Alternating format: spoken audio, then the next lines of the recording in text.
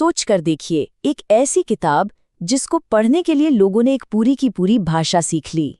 जी हाँ, हम बात कर रहे हैं देवकी नंदन खत्री के उस जबरदस्त उपन्यास चंद्रकांता की। 1888 में जब ये छपी तो ये सिर्फ एक कहानी नहीं थी, ये एक कल्चरल फिनोमिनन था, एक ऐसी क्रांति जिसने लाखों लोगों को अपना दीवाना बना दिया। और ये कोई मजाक नहीं था। मतलब एक कहानी में इतनी ताकत कि लोग उसके लिए देवनागरी लिपि सीख रहा है। इससे पता चलता है कि चंद्रकांता सिर्फ एंटरटेनमेंट नहीं बल्कि एक आंदोलन बन गया था। ये स्टोरी टेलिंग की पावर का एक कमाल का उदाहरण है। तो चलिए इस जादुई दुनिया के पन्ने पलटते हैं। हम देखेंगे कि कैसे ये उपन्यास एक आंदोलन बना। इसके किरदारों के प्रेम और साजिशों को समझेंगे, अय्यारी और तिलिस्म के रहस्य खोलेंगे और आखिर में देखेंगे कि इसकी विरासत आज भी इतनी जिंदा क्यों है। तो सबसे पहला और सबसे बड़ा सवाल, आखिर एक उपन्यास ने इतना बड़ा सामाजिक बदलाव लाया कैसे? चलिए थोड़ा टाइम ट्रैवल करते हैं। साल 1888। ये वो दौर था जब हिंदी गद्य बस अपने पैर जमा ही रहा था। मनोरंजन के साधन गिने चुने थे और जो किताबें थीं वो इतनी गंभीर और मुश्किल भाषा में थीं कि आम आदमी उनसे जुड़ ही नहीं पाता था। और फिर एंट्री होती है देवकी नंदन खत्री की, जिन्होंने पूरा खेल ही पलट दिया।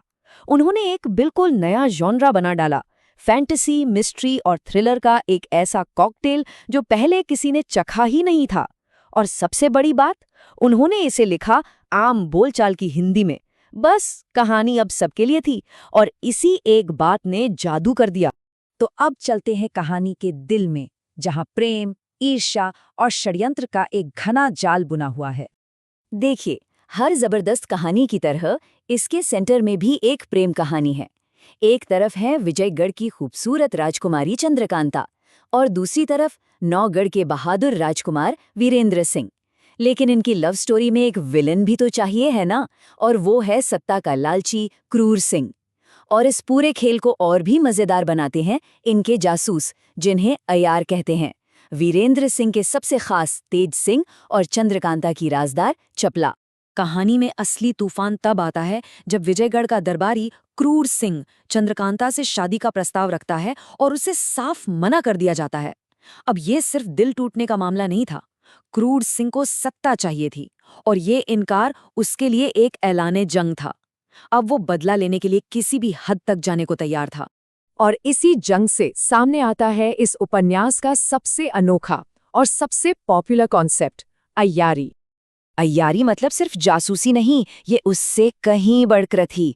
ये एक कला थी, चालाकी की, भेष बदलने की, स्ट्रैटेजी बनाने की। मतलब यहाँ लड़ाई जिस्म की ताकत से नहीं, दिमाग से लड़ी जा रही थी। समझ लीजिए उस जमाने का जेम्स बॉन्ड या मिशन इम्पॉसिबल, पर बिल्कुल देसी अंदाज में।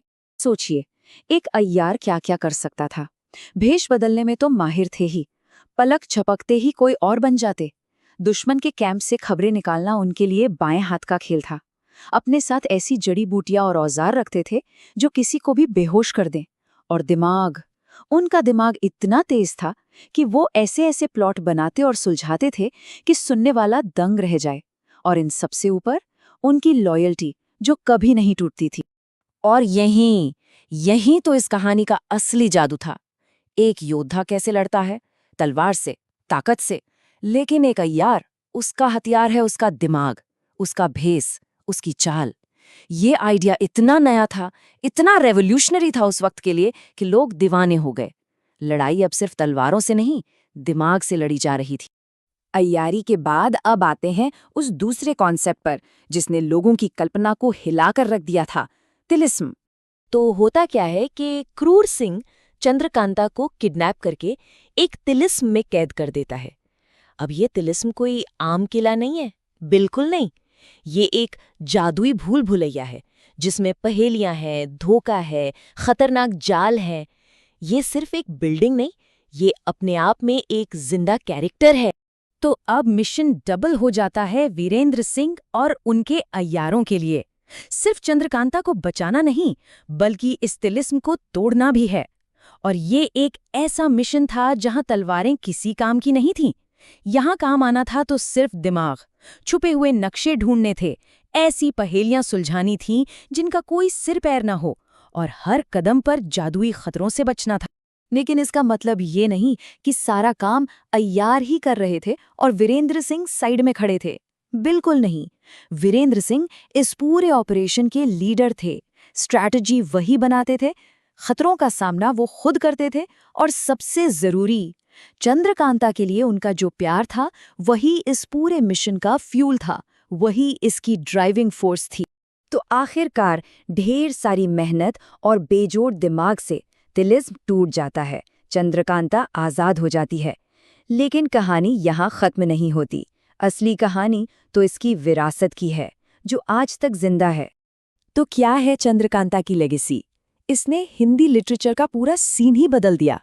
इसने हिंदी पढ़ने वालों की एक पूरी फौज खड़ी कर दी। अय्यारी और तिलिस्म जैसे शब्द आम बोलचाल का हिस्सा बन गए।